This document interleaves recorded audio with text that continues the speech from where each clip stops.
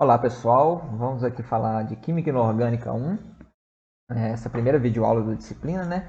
Introduzindo o assunto de estrutura eletrônica dos átomos. Bom, a primeira coisa para falar desse assunto é rever o conceito de ondas eletromagnéticas, né? O que são essas ondas eletromagnéticas? Elas são energias emitidas na forma de radiação eletromagnética e que têm caráter ondulatório, como o próprio nome diz, né? Ondas.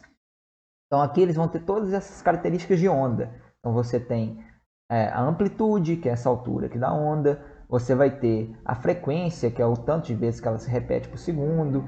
Você vai ter o comprimento de onda, que seria essa distância entre duas cristas consecutivas ou entre dois vales. Então todas essas características de onda que a gente vê em outras partes da nossa graduação, como por exemplo na Física 1, elas servem aqui para tratar de ondas eletromagnéticas, que nada mais são do que um tipo específico de onda. Então, para elas também vai servir a equação de onda, né? Que relaciona a velocidade da onda com o comprimento e a frequência. Só que aqui a gente está tratando de ondas eletromagnéticas, ela tem uma velocidade específica, que é a velocidade da luz. Então, o termo da velocidade aqui ele vai ser trocado pela constante da velocidade da luz. Beleza.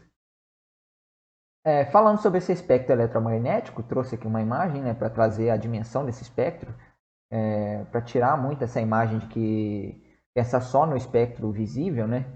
Para ver aqui que é uma região muito restrita, muito pequena, que vai ali entre os 400 nanômetros a 700 e poucos nanômetros. Mas tem todo um outro espectro que engloba essas ondas eletromagnéticas, que tem um comprimento de onda menor como raios gama, raios X e raio ultravioleta, ou de comprimento de onda maior, né? Ou de frequências menores, podendo dizer assim também, como o infravermelho, as microondas e as ondas de rádio. Então, essa parte da luz visível, as ondas eletromagnéticas que a gente consegue enxergar, é uma região muito pequena, muito ínfima ali de todo o espectro eletromagnético que a gente vai tratar. Tá. Então, falando sobre isso, sobre esse assunto, a primeira coisa que a gente vai falar é a teoria quântica de Planck. O que essa teoria quântica de Planck trouxe de novidade? Bom, ele trouxe a ideia de quantização de energia. Ao contrário do que se pensava antes, que a energia para esses fenômenos subatômicos fossem contínuas e não quantizadas, Planck já traz uma novidade para esse pensamento. Ele fala agora de quantização de energia. Ele fala que a energia liberada através da radiação ela vai ser sempre um múltiplo inteiro de uma quantidade fundamental. E essa quantidade fundamental ele denominou como quantum. Então, sempre a energia ela vai ter um valor fixo ali, ou múltiplos desse valor. Nunca vai ser valores quebrados. Então, não vai ter mais aquele aspecto contínuo de energia. E para isso, ele descreveu uma equação para relacionar essa quantidade de energia com o número de quantos liberados, que seriam esses pacotes de energia, com uma constante de proporcionalidade, que é a constante de Planck, e relacionar também a frequência da radiação. Então, quanto maior essa frequência, maior a energia que você vai liberar. Associado a essa ideia também surgiu o efeito fotoelétrico, que foi um experimento realizado por Einstein, em que ele mostrou o comportamento de partícula dessas energias, né? Então ele mostrou que a liberação de elétrons no metal ela era intermediada pela absorção de fótons que tinham energia suficiente para romper essa ligação do elétron com o metal. E ele mostrou também que a intensidade dessa radiação ela não interferia na energia do fóton. Então, você colocar uma radiação mais intensa, ela não iria interferir na energia desse fóton, mas iria interferir somente na quantidade de elétrons que você iria liberar. Iria interferir essa corrente que você geraria ali no seu metal. O que iria realmente interferir, né, nessa energia seria justamente a frequência da sua radiação. Então, se você tivesse uma frequência mínima para liberar aquele elétron, você conseguiria liberar ele. E se você colocasse uma radiação com frequência superior à mínima, essa diferença de energia observada ali no seu experimento, ela seria refletida como energia cinética no elétron que está saindo do seu metal. Então, você teria a energia mínima que estaria relacionada a uma frequência, e essa frequência é específica para cada metal que você estiver trabalhando, para cada elétron que você estiver tratando, e esse excesso de energia, caso você coloque uma frequência além dessa mínima, ele vai ser refletido na energia cinética do elétron. E ele chegou nessa relação aqui, que a energia, muito semelhante ao que Planck falou, né? Vai estar relacionada à constante de Planck e à frequência que você está emitindo. Aí falando do modelo atômico de Bohr, é um modelo atômico ainda limitado, ele é muito bom para descrever átomos monoeletrônicos, especificamente o átomo de hidrogênio, e ele traz alguns postulados. Dentre esses postulados estão que os elétrons vão girar ao redor do núcleo em órbitas circulares de raios definidos e que cada uma vai ter um nível de energia específico. Então o elétron ele vai estar ali numa energia fixa. Esses elétrons eles podem transicionar de níveis, ele pode passar de um nível de menor energia para um de maior energia ao absorver, ou ele pode perder energia e descer para um nível de menor energia.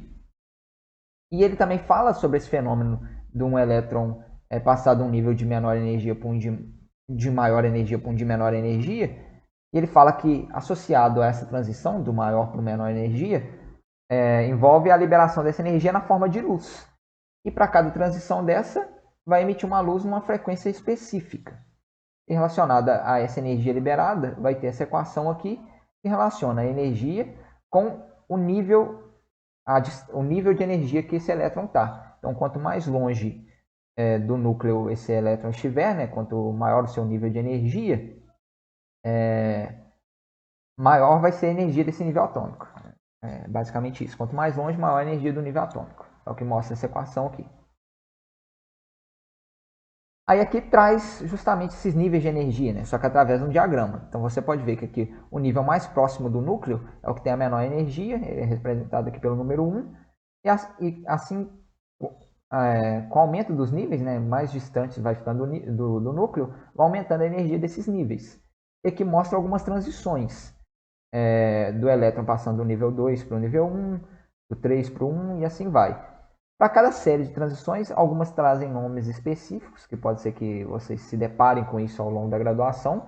Então, transições que passam de um nível mais alto de energia para o nível 1, elas são da série de Lyman. Do nível mais alto de energia para o nível 2, a série de Balmer. E do nível mais alto para o nível 3, as séries de Paschen. E relacionada a cada uma dessas transições vai ter uma frequência específica relacionada a essa transição. E essa frequência vai emitir um comprimento de onda, uma cor, ou no aspecto da região visível, de luz específica. Então, para cada átomo, as suas transições energéticas vão ser... A combinação de transições energéticas vão ser específicas para cada átomo, trazendo como se fosse uma identidade dele. Você vai ter um diagrama lá de faixas de frequência de energia que ele emite, que vai ser específica para cada átomo. Você consegue diferenciar eles por essas faixas de energia que eles emitem. Aí, trabalhando com esse diagrama, tem um exercício aqui. Então, primeiro, ele pergunta se essas transições indicadas aqui nesse diagrama, elas correspondem à emissão ou absorção de energia. É um pouco ruim para enxergar aqui, mas todos esses casos tem uma seta apontada para cima aqui. Esses meio que borrões aqui seriam pontas de seta. Então, em todos esses casos, você parte de um nível de energia mais baixo, já que a energia aqui está sendo mostrada como no sentido ascendente, para um nível mais alto. Então, se você está passando de um nível de energia mais baixo para um nível mais alto, você está tratando de absorção de energia, certo? Além disso, ele pediu para ordenar essas transições segundo a ordem crescente de energia. Então, quanto menor a diferença entre os níveis, né, quanto menos espaçado for, claro, obviamente, partindo do princípio que esse diagrama está desenhado de forma proporcional, né, não esteja aqui fora de escala, quanto menor for essa diferença, menor vai ser a energia envolvida na transição. Então, se você pegar que a transição H é a menor, depois a I, depois a E, F, G, e assim vai até a letra D. Certo. Isso aqui já era mais fácil, né? Você tirava de forma bem simples do gráfico. E agora vem a pergunta C. Ele fala que as frequências correspondentes às transições A e B são respectivamente esses valores aqui. E depois ele pergunta qual que é a frequência correspondente à transição E. E também pergunta em qual região do espectro se encontra cada uma dessas três transições. Então, primeiro, ele traz valores de frequência de transições que a gente conhece aqui, graficamente, da A e B. E ele pergunta qual que a frequência dessa transição é. Então, como que eu vou descobrir isso? Bom, eu sabendo a frequência de uma transição, eu consigo descobrir a energia associada a ela. Então, eu consigo descobrir aqui a energia associada a essa transição B e essa transição A. Mas ele quer dados sobre a E. Eu não tenho dado nenhum sobre a E. O dado que eu consigo descobrir da E é através da energia de B e de A. Porque se a gente observar, a diferença entre a energia de B e de A, que vai ser entre o nível 2 e 3 aqui, justamente, seria B menos A, vai dar energia de E. Então, se eu descubro a energia de B e de A, eu sei que E é a energia de B menos a energia de A. Sabendo a energia de E, eu consigo descobrir essa frequência. Então, vai ser esse passo a passo que a gente vai ter que desenvolver aqui, utilizando essas equações que foram tratadas no começo da videoaula. Então, primeiro, você vai usar essa relação aqui, que foi tratada lá quando eu falei de efeito fotoelétrico, que a energia dessa transição A vai estar relacionada à constante de Planck e a frequência da radiação A. Então, a constante de Planck é uma constante, né, que a gente já sabe o valor. A frequência da radiação foi dada no enunciado do exercício. Você vai chegar nesse valor de energia.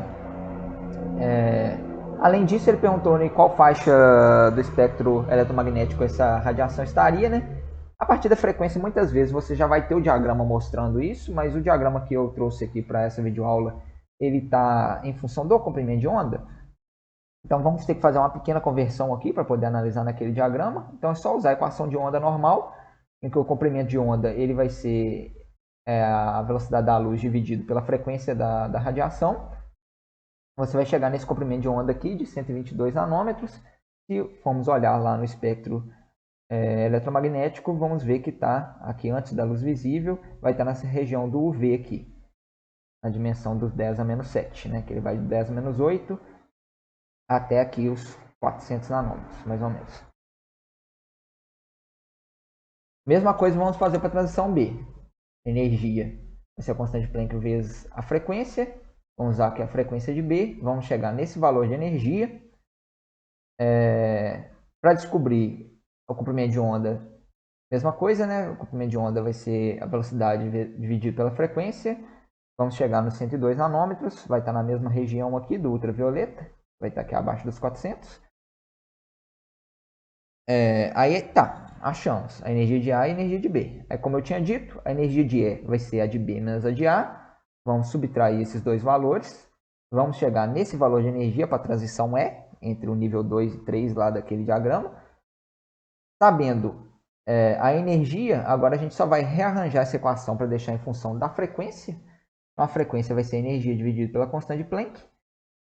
Fazendo essa operação, a gente vai chegar nessa frequência para a radiação emitida nessa transição. E associada a essa frequência, a gente consegue descobrir o comprimento de onda, né? O comprimento de onda vai ser a velocidade da luz dividida por essa frequência. Vamos chegar em 656 nanômetros. Isso daqui está na região do visível. Vai estar aqui mais ou menos nessa região. E vai estar ali entre a cor laranja e vermelho. Alguma cor entre essas duas. Beleza. Isso foi o tratamento matemático daquelas equações e ideias de Planck, Einstein e assim vai. Agora falando das propriedades ondulatórias da matéria. Bom, a gente já viu que o elétron, né, ele tem tanto essa propriedade de radiação eletromagnética, né, que ele possui essas características de onda, né, como difração, interferência, e também tem características de matéria, né, como os fótons, que foi demonstrado no efeito fotoelétrico. Só que de Broglie, ele foi mais longe. Ele falou que esse comportamento ele não só é válido para essas partículas como os elétrons, mas sim para qualquer corpo, inclusive a gente.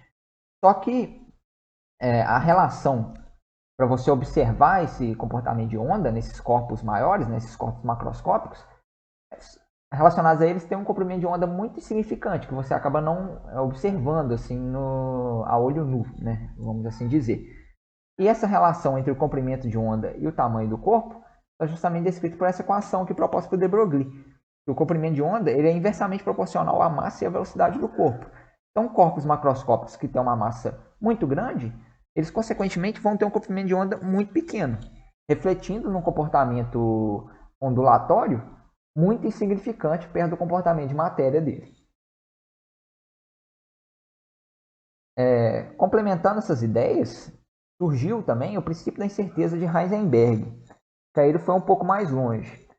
E ele falou que para você tratar de um elétron, você nunca consegue saber com precisão informações sobre simultaneamente, né, informações sobre a posição e sobre o seu momento linear. Então você nunca vai conseguir saber exatamente onde o elétron está ou para onde ele está indo.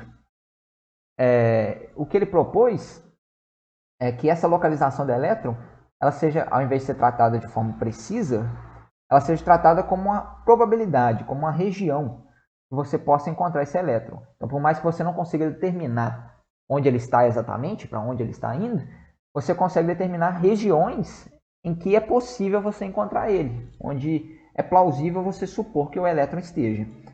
E para isso ele traz essa inequação aqui, em que, através da análise dela, você consegue perceber que quanto mais preciso você sabe sobre a posição do elétron, menos você sabe sobre o seu momento linear, que seria a sua velocidade e a direção para onde ele está indo. E o contrário também, quanto mais você sabe sobre o seu momento linear, menos você sabe aonde ele está. Para respeitar essa inequação aqui, que tem que admitir esse valor mínimo de h sobre 4π. Aí depois, para complementar essa ideia do princípio da incerteza de Heisenberg, para trazer isso de forma mais concreta, surge a equação de Schrödinger. Ele vai reunir esses comportamentos ondulatórios da matéria propostos por de Broglie com esse princípio da incerteza de Heisenberg, que foi falado agora. Então ele vai falar que cada função de onda vai representar uma energia permitida para o elétron. E o quadrado dessas funções de onda, elas vão mostrar a probabilidade de encontrar o elétron em determinada região. Então o quadrado da função de onda vai justamente mostrar essas regiões ao redor do núcleo em que o elétron possivelmente vai ser encontrado. Só que aqui a equação ela é específica para cada conjunto de informações, né? E a gente não vai mostrar a equação propriamente dita, mas vai falar dos parâmetros que ela necessita, né? Do que ela precisa saber para poder resolver esse tipo de equação. Então, o que ela precisa são dos números quânticos desses elétrons. Então, você vai precisar do número quântico principal, do número quântico de momento angular e do número quântico de momento angular magnético. Então, falando especificamente desses números quânticos.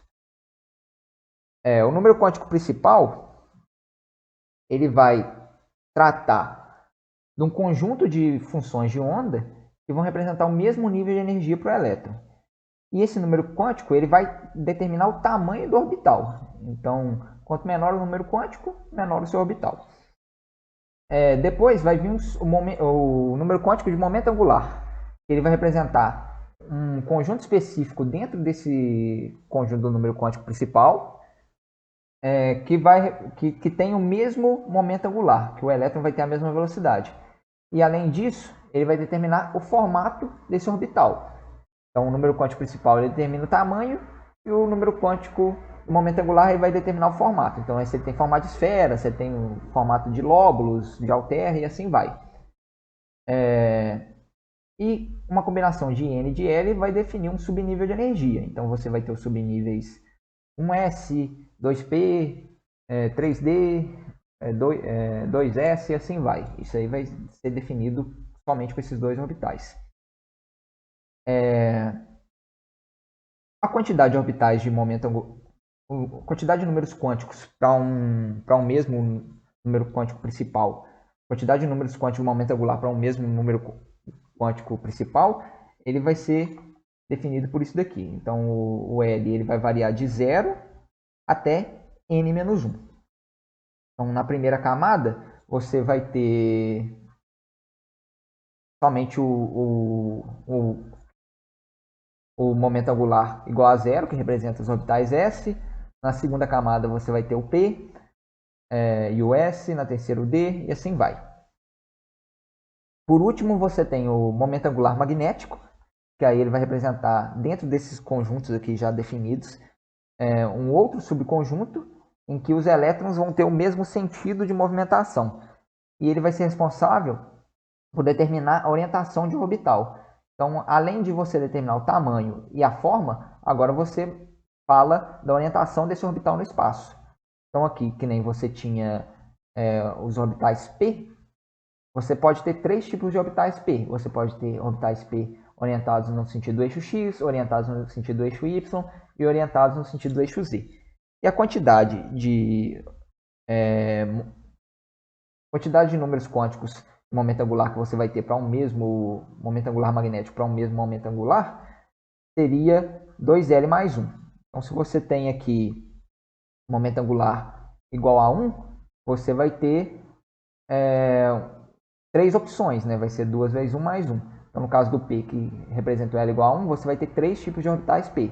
No caso do D, você vai ter 5 tipos de orbitais D. No caso do F, 7. Aí, nesse caso, a combinação desses três vai definir um orbital atômico específico. Aqui traz alguns desses orbitais, né? Aqui um orbital S, os 3 tipos de orbitais P, os 5 tipos de orbitais D e os 7 tipos de orbitais F. Não especificando aqui a qual nível a qual número quântico principal eles têm. Outra forma de representar eles seria através desses diagramas de distribuição de densidade eletrônica. Aqui trouxe um exemplo de orbitais S. Você podem ver a diferença de tamanho, né, que é o que é definido pelo número quântico principal. Então, quanto menor o número quântico, menor o tamanho do orbital. E aqui você pode ver graficamente as regiões em que você tem a maior probabilidade de encontrar esse elétron. Então, é fácil de se observar que quanto mais próximo do núcleo, com raio menor, você tem as regiões onde possivelmente vai ser mais fácil encontrar esses elétrons. E além disso, pode-se observar também que para os orbitais a partir do nível 2 passa a existir pontos chamados nós. São pontos dessa função de onda, quadrada da função de onda, em que o sinal dela é zero, o que representa uma probabilidade zero de encontrar o elétron naquele ponto. Então, nesse ponto aqui do orbital, você tem chances nula de encontrar o elétron. Ele vai estar ali nas regiões mais internas ou regiões mais externas a esse ponto. Então, no caso do 2s tem um nó, no caso do 3s tem 2, e assim vai. Agora, falando de átomos polieletrônicos, né, que até agora a gente está falando mais focado em átomos como o átomo de hidrogênio, principalmente quando falamos do modelo atômico de Bohr, que ele é muito bom para descrever átomos de hidrogênio e não se adequa muito bem aos outros átomos, vamos ter que tratar de um novo número quântico aqui. Ele não era importante lá no início, né, para a gente descrever a equação de Schrödinger, mas aqui ele vai ser importante para distinguir os elétrons num átomo. Então, eu estou falando do número quântico de spin. Esse número quântico de spin ele vai estar relacionado ao sentido de rotação de elétron e ele vai subir valores de menos meio ou mais meio. Além disso, traz novos conceitos, dentre eles os conceitos de Linus Pauling. Primeiro, Linus Pauling falou que cada elétron ele vai possuir uma combinação única dos 4 números quânticos. Então, você sabendo o número quântico principal, o número quântico de momento angular, o número quântico de momento angular magnético e o número quântico de spin, você vai, a combinação desses 4 vai poder refletir somente um elétron. Nenhum elétron vai ter a mesma combinação de outro, desses 4 números. E além disso, ele fala que cada orbital ele vai comportar no máximo 2 elétrons. E a diferenciação entre esses 2 elétrons, já que o orbital ele é definido pelo número quântico principal de momento angular e o de momento magnético, a distinção entre esses 2 elétrons vai ser justamente pelo spin. Um elétron vai assumir o menos meio e o outro elétron vai assumir o mais meio. Tá. Além disso, podemos falar também do princípio de Aufbau, que ele fala que os elétrons irão ocupar preferencialmente os orbitais de menor energia. Então, o elétron ele sempre vai procurar, com exceção dos átomos que estão em estado excitado, os elétrons eles vão ocupar orbitais de menor energia para depois ocuparem orbitais de maior energia. Então, primeiro eles vão preencher completamente orbitais menos energéticos para depois ocupar os mais energéticos. E também traz a regra de Hund, que no mesmo subnível, quando você estiver tratando, por exemplo, de orbitais P, você tem 3 tipos de orbitais P, né? Você tem o Px, Py e Pz. Só que todos têm o mesmo nível de energia, são ditos orbitais degenerados, né? Todos os orbitais P têm o mesmo nível de energia, todos os D têm o mesmo nível de energia, todos os F têm o mesmo nível de energia. Aí essa regra de Hund, ela traz justamente a forma como esses elétrons vão ocupar esses orbitais. Ela fala que primeiro os elétrons vão preencher esses orbitais mantendo os spins desemparelhados. Então, primeiro vai entrar os elétrons todos com spin menos meio ou todos com spin mais meio, para depois ocupar completamente o orbital. Então, primeiro você preenche os orbitais parcialmente, para depois, quando já não tem mais nenhum orbital de mesma energia preenchido parcialmente, preenchê-lo com o segundo elétron. Agora um exemplo aqui, para trabalhar em cima desses números quânticos que a gente acabou de falar. Ele quer saber, no máximo, quantos elétrons pode existir em um átomo com os seguintes conjuntos de números quânticos. Então, beleza. Com n igual a 1. Quando você está falando de n igual a 1, você só tem uma única possibilidade de L, que seria o L igual a 0, relacionado ao orbital S. Então, se você tem somente um orbital S no n igual a 1, e cada orbital ocupa 2 elétrons, o número de elétrons que pode ter essa característica com n igual a 1 é 2. Agora falando de n igual a 3. N igual a 3 já permite mais tipos de orbitais, né? Você já pode ter orbitais S, P e D. Só que aqui ele está restringindo a L igual a 1. Quando você trata de L igual a 1, você está falando dos orbitais P. E quando você fala de orbitais P, são os orbitais que têm até 3 momentos angular magnéticos. Então você pode ter até 3 tipos de orbitais P. Então você tem 3 orbitais P e cada um ocupa 2 elétrons. Então aqui no máximo você vai ter 6 elétrons com esses números quânticos. Aí aqui, o número quântico principal igual a 5 e L igual a 1. Mesmo raciocínio da letra B. Só que aqui, ao invés de estar tratando do terceiro nível de energia, você está tratando do quinto nível, do nível eletrônico. Mas continua sendo somente 3 orbitais P, só que aqui são os orbitais P do nível 5, aqui os orbitais P do nível 3, mas a quantidade de elétrons que eles podem ocupar é a mesma. Na letra D, você está falando do nível 3, do L igual a 1, então especificamente dos orbitais P, com ML igual a 1. Então aqui você está tratando especificamente de um tipo de orbital P. Você tem orbitais P, os 3, né? Você tem o menos 1, o 0 e o 1. Você está tratando especificamente de um desses 3, então você está tratando de um dos 3 orbitais P, e esse orbital P vai ser ocupado por no máximo 2 elétrons. Letra E. N igual a 2, L igual a 2, ML igual a 0. Tá, N igual a 2. No N igual a 2, você pode ter L igual a 0 ou L igual a 1. Como você não pode ter L igual a 2, que representaria os orbitais D, não tem como você ter elétrons com esses números quânticos. Então aqui a resposta é 0. E por último, na letra F, você tem N igual a 2, MS igual a meio. Então aqui ele não restringiu através do momento angular, nem através do momento angular magnético. Você está tratando do segundo nível de energia. Então o momento angular ele pode assumir o valor 0 ou o valor 1. No caso, os orbitais S e os orbitais P. Então você vai ter um orbital S e 3 orbitais P. Então você tem 4 orbitais nesse nível de energia 2. E ele só está tratando dos elétrons com o spin igual a meio. Então você tem 4 orbitais. Nesses 4 orbitais, 4 elétrons vão ter spin meio e outros 4 elétrons vão ter spin menos meio. Então aqui, como ele só quer a parte que tem spin mais meio, são 4 elétrons.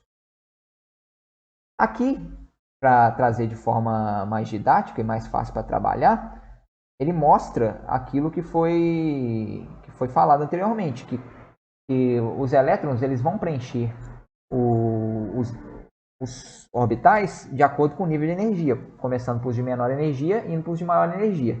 Só que definir qual orbital que é de menor energia ou de maior energia não é uma tarefa simples, isso aí foi determinado experimentalmente. E esse diagrama aqui, que pode ter diversos tipos de nomes, independentemente disso, ele vai funcionar da mesma forma, ele traz de forma mais fácil a regra de preenchimento desses orbitais. Então sempre você vai preencher da direita para esquerda, no sentido das setas, de cima para baixo. Então, primeiro você preenche o orbital 1s, depois o 2s, 2p, 3s, 3p, 4s, e assim vai.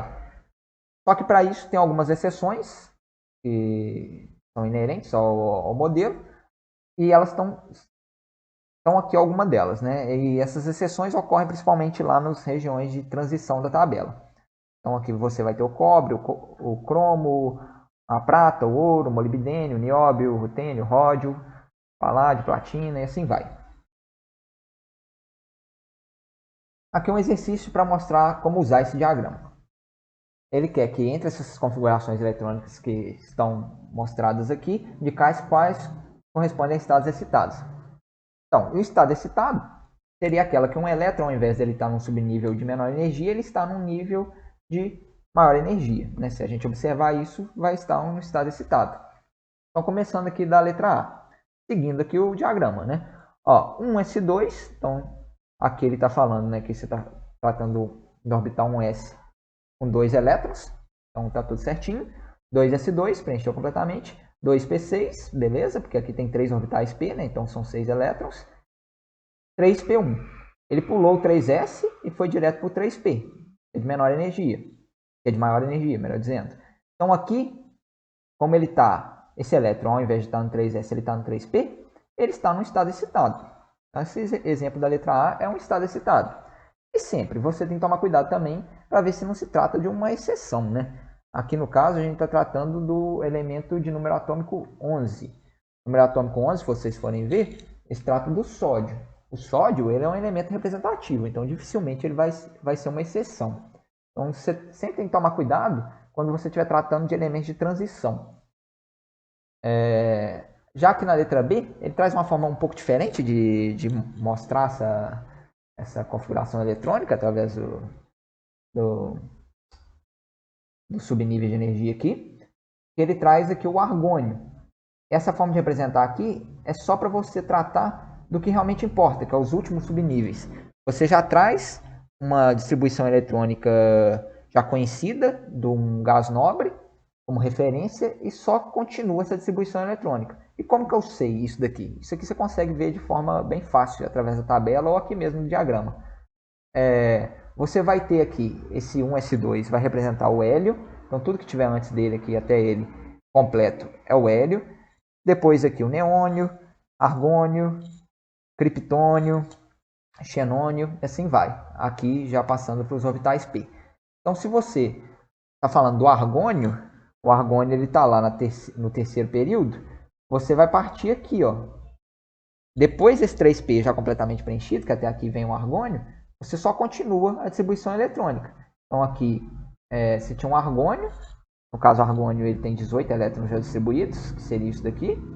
Você pode até conferir, ó, 2, 4, 10, 12, 6, 18. Então aqui, até aqui você chega no argônio, você só continua. Aí você tem aqui mais 4s2, vai preencher aqui completamente, 3d1. Certinho, né? Seguiu a ordem normal.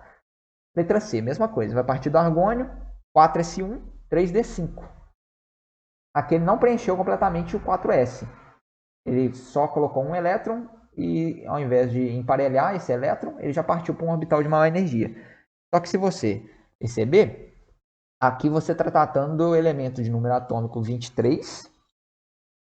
23 não, 24, né, que é 18 do argônio mais 6 aqui. Ele se trata do cromo.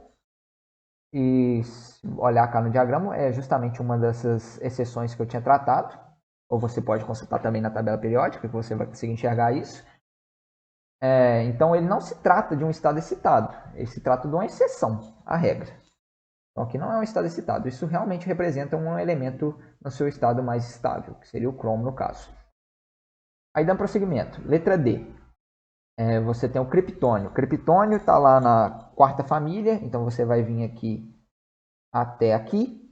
Então a partir daqui até aqui é o criptônio, você vai continuar a partir desse ponto. 5s2, 4d10, beleza, né? Que são 5 orbitais d, 10 elétrons.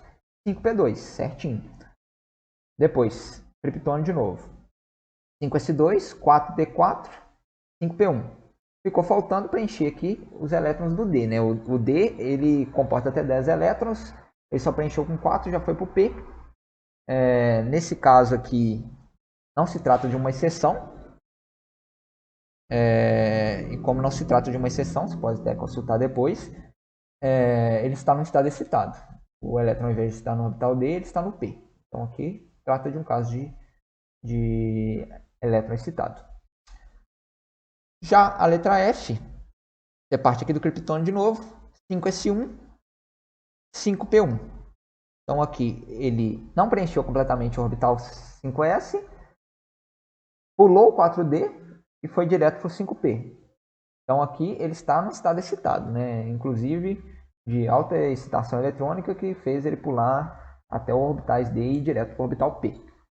Então aqui também é um estado excitado. Então A, E e F é um estado excitado e a letra C é uma exceção. Ele não é um estado excitado.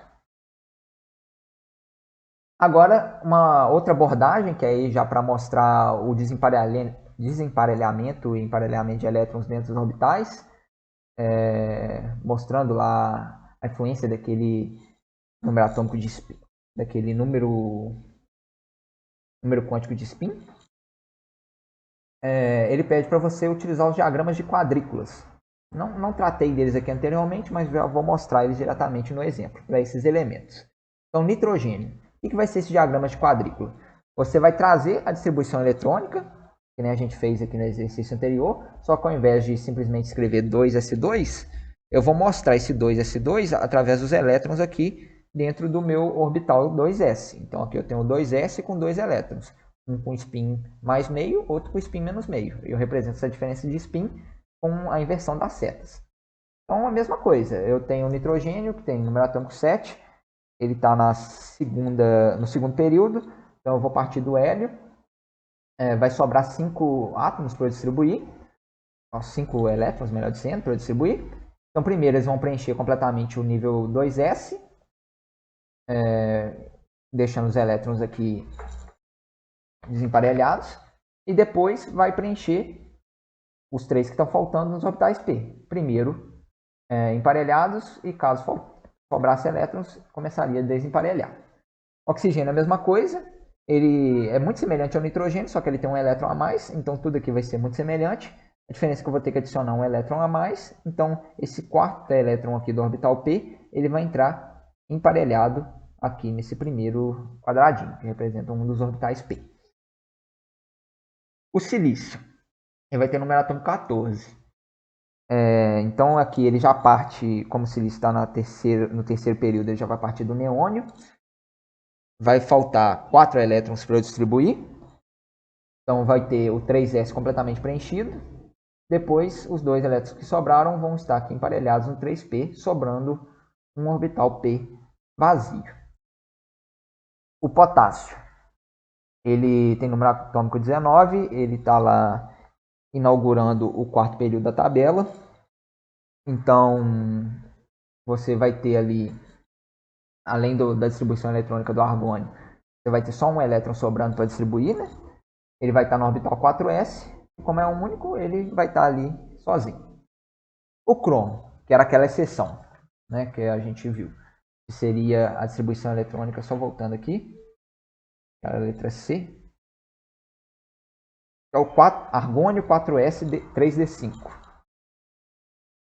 Então vai ser aqui argônio 4s, somente com um elétron aqui sem estar desemparelhado, 3d5. Então aqui ele vai ter somente um elétron no 4s, que é uma das exceções, e um elétron em cada orbital D. A prata, que também é outra exceção, ela vai ter o orbital 5s parcialmente preenchido e o orbital 4d completamente preenchido, com todos os orbitais 4d todos preenchidos com 2 elétrons. Então isso daqui eram os exemplos que eu tinha para dar sobre esse assunto. Na próxima videoaula a gente vai tratar especificamente de propriedades periódicas e tabela periódica, aprofundando um pouco mais esse assunto. Espero que tenha sido proveitoso para vocês, tenha facilitado o entendimento dessa parte de introdução da matéria de Química Inorgânica 1. Não se esqueçam de acompanhar o Caenque aí nas redes sociais e também aqui no YouTube, que tem muito material interessante para vocês de outras matérias ou até mesmo de assuntos extracurriculares que podem ajudar vocês aí na graduação e na vida de vocês. E até o próximo vídeo a gente continua esse assunto. Até lá, muito obrigado.